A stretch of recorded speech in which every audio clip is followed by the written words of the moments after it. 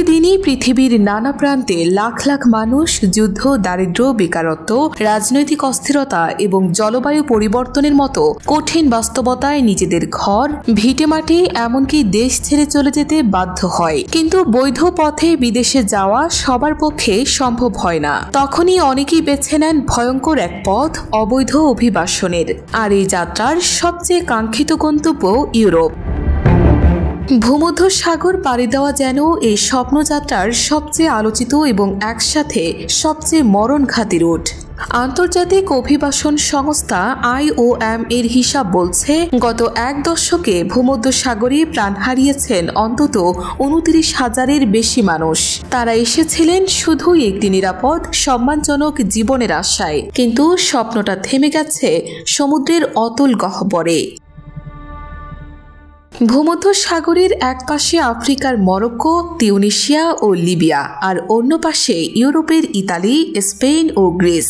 এসব দেশের নির্জন উপকূল আজ মানব পাচারকারীদের জন্য যেন এক একটি গোপন ঘাঁটি। আইন শৃঙ্খলা রক্ষাকারী বাহিনী অভিযানে নামলেও পাচারকারীরা বারবার নতুন রুট খুঁজে নেয়, নতুন প্রতারণার ফাঁদ পাতে। তিনটি রুটে সবচেয়ে বেশি অবৈধ অভিবাসন হয়: পশ্চিম ভূমধ্যসাগরীয়, মধ্য ভূমধ্যসাগরীয় ও পূর্ব ভূমধ্যসাগরীয়।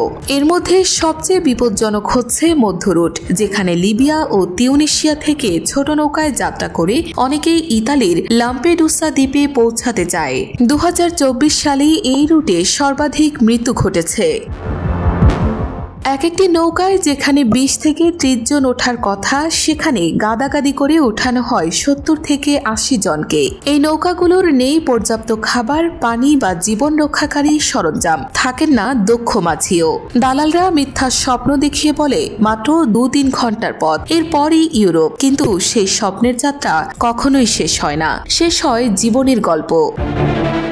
দেশের সেরা ব্র্যান্ড মৃদুল সিএনসি ডিজাইন। আপনার কাঠের ফার্নিচার ব্যবসায় আনুন আধুনিকতার ছোঁয়া। এখন মাত্র কাস্টের দামে কিনুন ব্র্যান্ডের সিএনসি রাউটার মেশিন। আমাদের তৈরি মৃদুল সিএনসি রাউটার শতভাগ গ্যারান্টি সহ বিশ্বমানের পারফরম্যান্স, সঠিক রেটে সঠিক ব্র্যান্ড মৃদুল সিএনসি। যোগাযোগ করুন আজই। মৃদুল সিএনসি, কাটিং এ দক্ষতা, ডিজাইনে শ্রেষ্ঠতা। এই যাত্রাপথে কেউ দিক হারিয়ে দিনের পর দিন সমুদ্রে ভাসে, কেউ আবার মাঝ সমুদ্রেই প্রাণ হারায়। অনেকে নিখোঁজ হয়, যাদের খোঁজ কোনোদিন মেলে না। আর যারা বেঁচে থাকেন তাদের অনেকেই তুরস্ক বা লিবিয়ার গোপন ক্যাম্পে আটকে রেখে নির্যাতন করা হয়। পরিবার থেকে আদায় করা হয় মুক্তিপণ, আর এই লড়াইয়ে ভেঙে পড়ে পরিবার, নিঃস্ব হয় জীবন।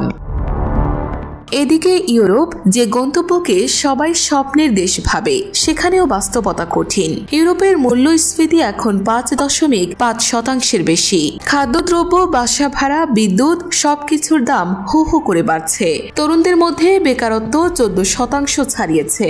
স্পেন বা গ্রিসে তো 30%-এর কাছাকাছি। বিশ্বব্যাংক ও ইউরোপীয় কমিশনের তথ্যমতে ইউরোপে এখন 9 কোটির বেশি মানুষ দারিদ্র্যসীমার নিচে বসবাস করছে। অনেক শহরে গৃহহীন মানুষের সংখ্যা পৌঁছেছে রেকর্ড পর্যায়ে। তার উপর রাজনীতিতেও বেড়েছে অভিবাসন বিরোধী মনোভাব। তবুও এই কঠিন বাস্তবতা অনেকের চোখে পড়ে না। তারা শুধু শুনতে পায় ইউরোপে থাকা আত্মীয় বন্ধুর সাফল্যের গল্প, দেখে কিছু চকচকে ছবি, যেখানে লুকানো থাকে না বলা কষ্ট আর নিঃসঙ্গতা। এই গল্পগুলো যেন শুধুই এক একটা ডুবে যাওয়া নৌকার প্রতিচ্ছবি, যেখানে স্বপ্ন ভেসে চলে জীবনের সাথে। ফাতেমা ইসলাম, আমার কথা।